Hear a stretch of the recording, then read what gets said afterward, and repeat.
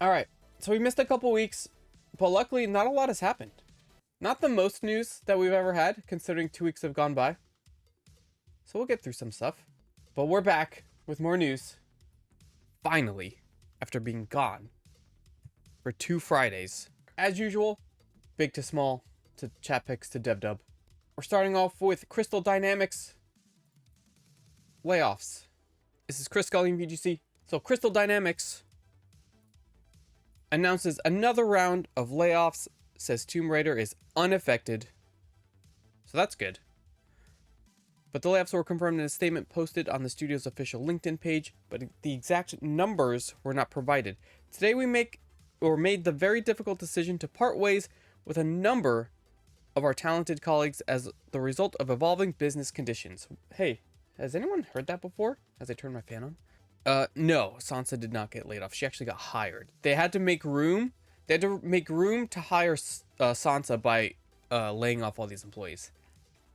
Is exactly what happened, because they couldn't afford her. This decision was not made lightly. It was necessary, however, to ensure the long-term health of our studio and core creative priorities in a continually shifting market. To those impacted, we recognize and thank you for your hard work, talent, and passion. We are committed to offering the full extent of support and resources at our disposal during this transition. Blah, blah, blah, blah, blah. Previously confirmed in 2023 that I had laid off a number of employees as part of an internal restructuring effort. Another round in March of this year, a further 17 employees. So, another domino. Another domino. Speaking of layoffs, we're going to be here for a minute. Let's go with Dreamhaven. This is Andy Chalk, PC gamer. Blizzard co-founder Mike Morhaime, I think that I'm pronouncing that right, announces layoffs at his new company, Dreamhaven. The cuts come less than 2 weeks after Morhaime reportedly told Dreamhaven employees that the company's monthly expenses are outpacing revenue. Unfortunate. The company launched in 2020 by Blizzard co-founder Mike Morhaime is laying off an undisclosed number of employees primarily from its publishing group. These choices are never easy. They affect talented colleagues who have played a key role in building Dreamhaven's foundation and supporting what has been an eventful year for us, in a statement posted to LinkedIn. A little over a week after Bloomberg report indicated that Dreamhaven is struggling, Morhaime said an internal email cited in the report that our monthly expenses are outpacing revenue and that it was focused on urgently reducing costs in order to ensure the company's survival. This was one of those things that they urgently reduced. It's fair to say that expectations for Dreamhaven were great when the company was first announced. As one of the driving forces behind Blizzard during its glory days, Morhaime's name sits atop an enviable litany of legendary games: Warcraft, Diablo, StarCraft, Hearthstone, Overwatch, and more. But it's unfortunate that we have come to this point. Thunderfolk, developed by Dreamhaven's Secret Door Studio, was critically well received but amassed a peak concurrent player count on Steam of just 890. Wildgate, released a couple months later, achieved a peak of 7,800 concurrent players, but that figure has since declined to just over 500 right now. I mean, makes sense. None of those games have been super stellar, but again, it just keeps going. Just keeps going. Unfortunate for Dreamhaven. Next up, Chris Scully in VGC again. MMO veteran Rich Vogel confirms NetEase has shut down his studio T-0. The Austin-based studio was working on a third-person sci-fi multiplayer action game. NetEase Games announced the formation of the studio in August 2023, with Vogel serving as studio head and joined by fellow developers Mark Trucker of Fallout 76, Scott Malone, also Fallout 76 Doom, and Jeff Dobson, Old Republic, Dragon Age, Mass Effect. Vogel previously launched several studios, including Solely Online Entertainment, Austin, BioWare Austin, Bethesda Game Studio Austin, and has led development on games including Ultima Online, Star Wars Galaxies, and Star Wars The Old Republic. I remember Star Wars Galaxies. This was a long time ago. However, in a statement posted on T-0's official LinkedIn page via gamesindustry.biz, Vogel has announced that the studio is closing down. Every journey has its twists and turns, and ours with NetEase is coming to an end. We deeply appreciate NetEase for providing us with both ample runway and support, from helping us find potential investors to giving us the time and budget to develop our game into a fully playable hands-on demo. It has generated a lot of interest. However, despite this progress, current market conditions have prevented us from securing the funding we need at this time. They didn't even get to release a game. Gamers, they didn't even get to release anything. They were born just 2 years ago. Almost 2 years ago, almost to the month, they were born and didn't release anything. That's so annoying, especially for them, to put all of that work into setting up the company, starting everything you need to do, getting your ideas going, hiring people, for all of it to come to nothing. Absolutely nothing. That's wild. They weren't even given a chance. Oh, disgusting. Next, so this is mobilegamer.biz, Neil Long, talking about the aftermath of the layoffs at Activision, or at Candy Crush Saga. What is it, King? Yeah. For the last 6 weeks, we've been speaking to multiple King staff affected by the layoffs announced in July. They claim some staff are taking legal action over the severance packages. The cuts were apparently made with no consideration for staff performance. The layoffs were haphazard. Some staff have been rehired within weeks of being laid off. Insane. Toxic managers investigated by workplace ethics teams some multiple times saw no repercussions. The cuts to the bloated workforce don't go far enough, says one manager who expects more. Microsoft says all staff must use AI daily, but adoption is low and even King leadership is skeptical. So this is a fairly long story, but it's just talking to people behind the scenes on condition of anonymity, of course. People that were let go were saying, we all took lawyers and they were pretty clear that the proposals were illegal. But I decided in the end to sign simply because I fear getting even less and don't believe we can win against a corporation like Microsoft. It didn't matter that it was people who worked for their 10 or more years or contributed to the success and earned promotions. Performance didn't matter. There's all quotes. The logic for who has been chosen to be laid off has been hard to figure, honestly. The rationale outlined was our heavy management layer and inefficient product development, but looking at the people let go, it doesn't align. Every question or piece of feedback was always connected to a name, which scared a lot of people, rightfully so. As a manager, I was always trying to deliver that feedback to the leadership team anonymously, but I was pressed on names. AI was being introduced by Microsoft as mandatory a while ago. The goal for last year, if I recall correctly, was having a 70 or 80% daily usage of AI on general tasks. And the goal for this year was to get up to 100%, so that every artist, designer, developer, even managers have to use it on a daily basis. If I were Microsoft, I would also ask King to make sure they have the right size workforce. There will definitely be more layoffs. It sounds like Microsoft may have used AI to let people go. They just said, hey, pick names from this company. Here's all the data. Lay people off. That sounds like what they did. And I wouldn't be surprised if it was true. So they're still reeling from the July layoffs. Hopefully some of these lawsuits actually pay out. Next up, let's get some new metrics, some new reference points to all these layoffs and everything that we've been seeing. This is Ed Nightingale, Eurogamer. Over 50% of video game layoffs have been in California, says Game Changers Award recipient. The games industry has been racked by layoffs in the last few years, but over half of all layoffs have been in California, with North America overall the worst hit region. Oh, there it is. Amir Satvat. That's according to Amir, who spoke to the game business on the topic. Satvat was the first recipient of the Game Changers Award at the Game Awards 2024 for his work assisting laid off employees across the industry. Over 70%, and in some years 75% of the layoffs have been in North America. North America used to have 30% to 35 to 40% of the open roles. That number is down to 25%. That's wild. That's a third. Globally, employment in the games industry has increased since before the pandemic in 2020, though that depends on region. While Asia has seen an increase in jobs, North America has seen its workforce in AAA studios cut by 15 to 20%. And here's another stat. Over 50% of the cuts globally have been in California. California AAA is like the epicenter of the difficulty.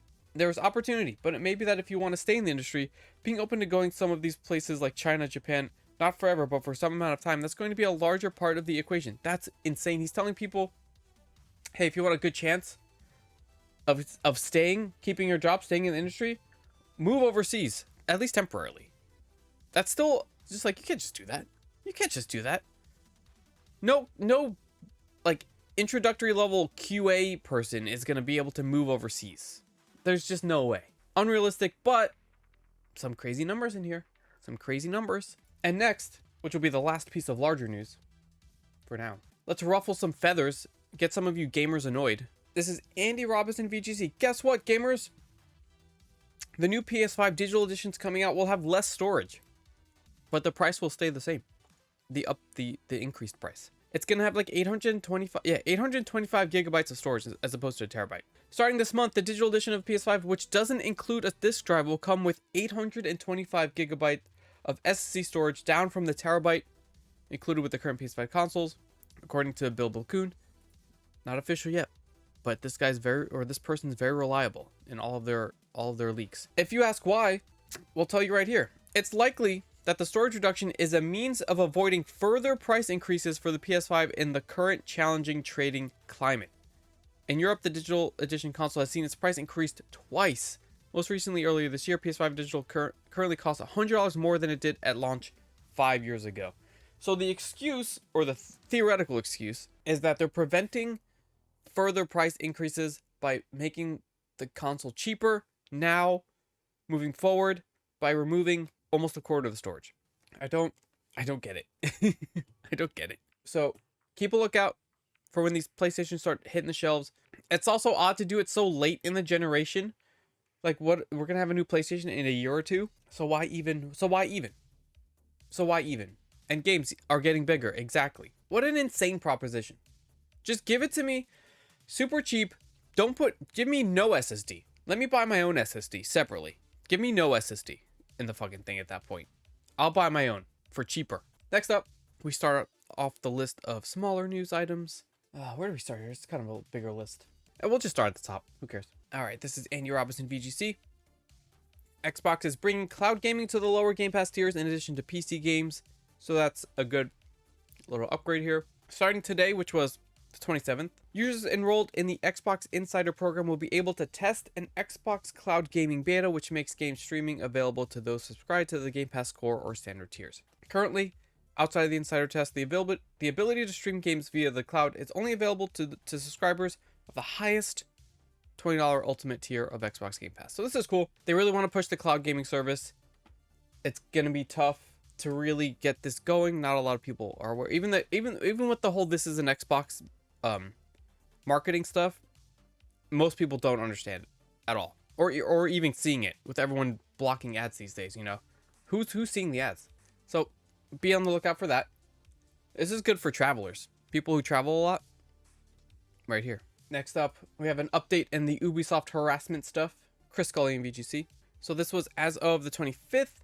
Ubisoft CEO Yves Guillemot summoned to appear before French court in relation to harassment trial. In June, three of former Ubisoft executives, Serge Hascote, CCO, Vice President of Editorial and Creative Services Thomas Francois, and former game designer Guillaume Petrux, were given suspended prison sentences and fines for a range of crimes related to psychological and sexual harassment. We went through all of that at the time.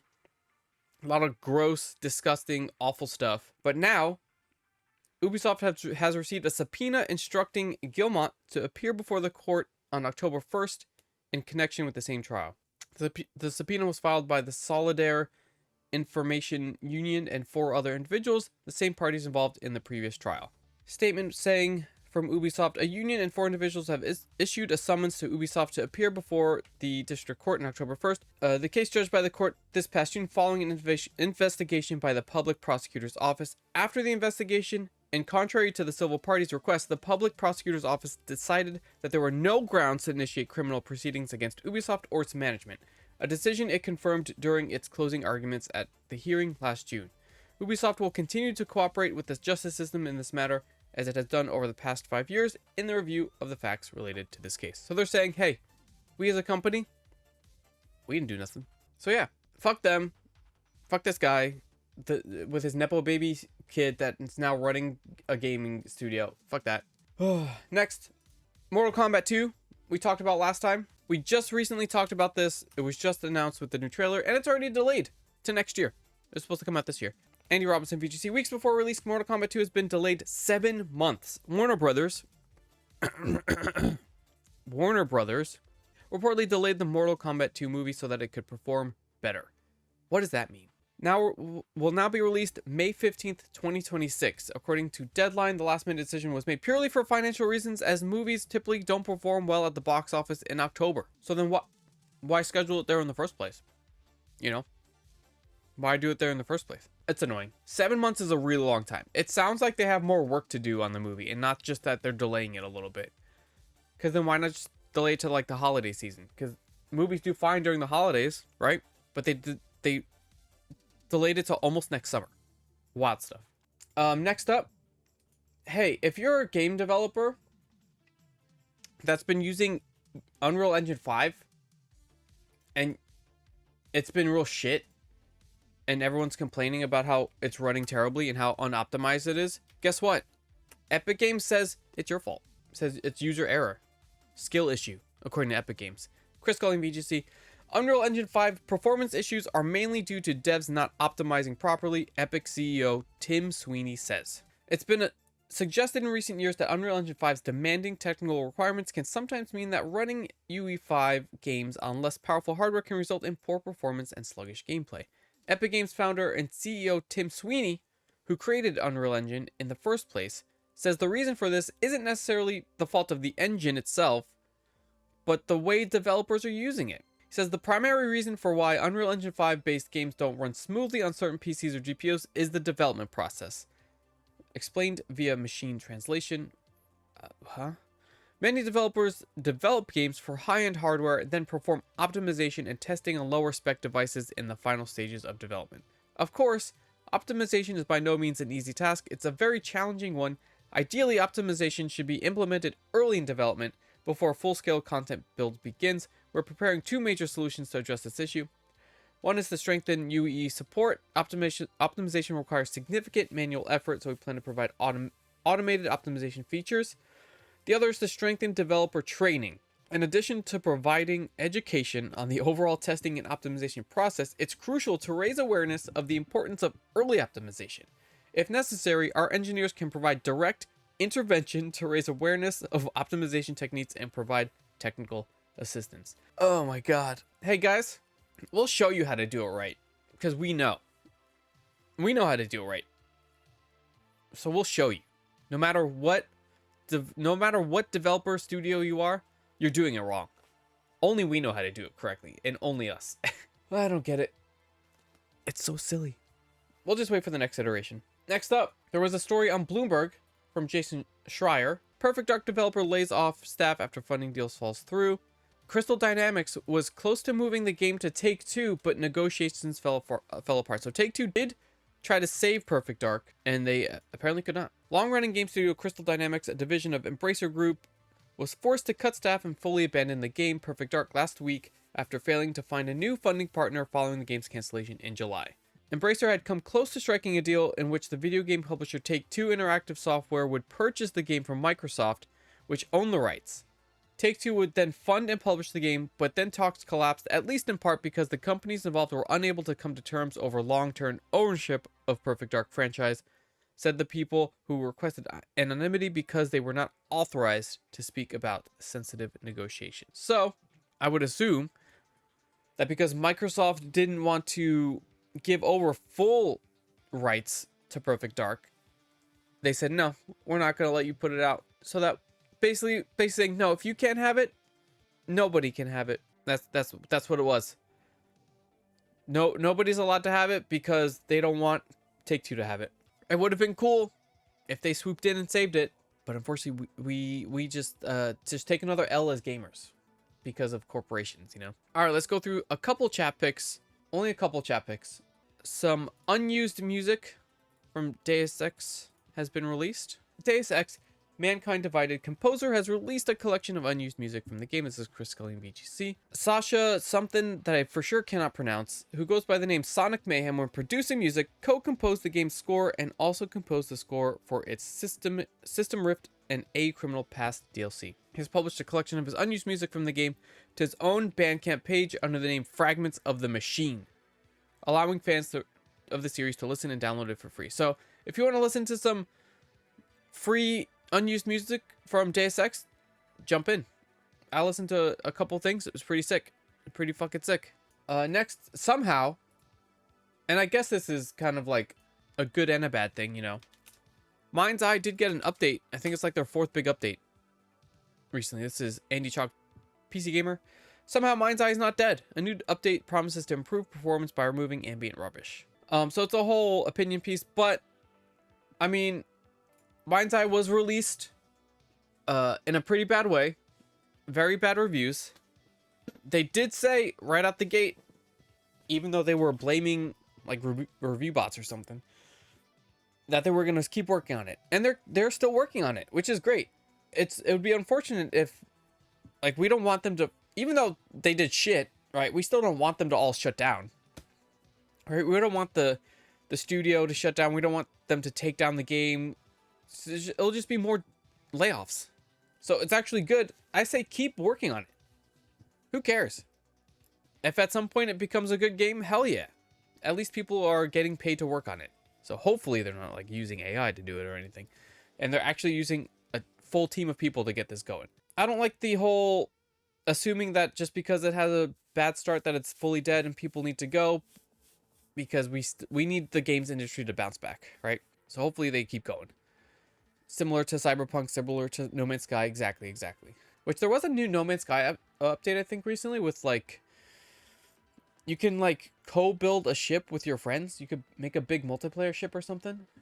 That's pretty cool. All right, the last chat pick, just a little fun video. Anyone that likes cats, it's just a cat playing a game. If it loads, I don't know why it's not loading, but I will put it in chat so you can watch it yourselves. It loaded fine earlier. Too many people are watching this video is the thing.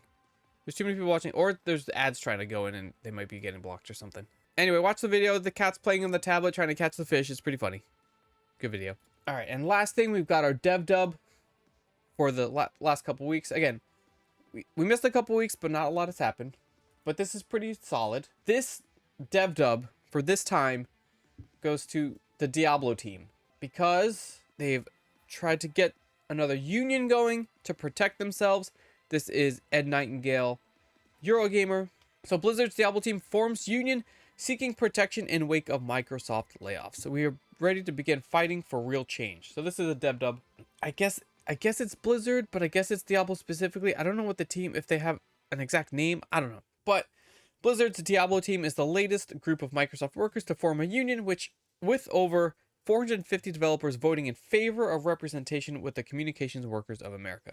This decision follows mass layoffs at Microsoft back in June, with workers at the company seeking fair compensation, job security, and an opportunity to improve workplace conditions. Other unions formed by Microsoft workers include Blizzard's story and franchise development team, as well as employees at ZeniMax Media and Raven Software. There are now over 3,500 employees at Microsoft in CWA organized unions. This rules. The union includes developers, artists, designers, engineers, and support staff working across the Diablo franchise. A game producer on Diablo says, with every subsequent round of mass layoffs, I've witnessed the dread in my coworkers grow stronger because it feels like no amount of hard work is enough to protect us. It says, Kelly Yao, a game producer at Diablo and organizing committee member, I'm overjoyed that we have formed a union. This is just the first step for us joining a movement spreading across an industry that is tired of living in fear. We are ready to begin fighting for real change alongside our Diablo colleagues. So hell yeah. DevDub, Diablo team at Blizzard. Don't fuck this up, you know. hopefully again, this is the opposite domino effect where more and more studios workers get on these unions and protect themselves. And with that, DevDub, that's it for this week's gaming news. Alrighty, we're done. About 30 minutes of 2 weeks of news. We did great. Thank you everyone that hung out for live news and chat. Everyone that's watching VOD, which will probably go up tomorrow. At some point, I will try to get it up as quickly as possible. Definitely tomorrow. It'll be definitely tomorrow. I just don't know what time. But check out the links in the chat. YouTube, Twitter, Discord, TikTok, Instagram for more stuff. And tune in for more weekly streams. We'll be back with more news on Friday. So probably another really short news thing this week. But that's it for today. Thanks again to everyone that hung out for news.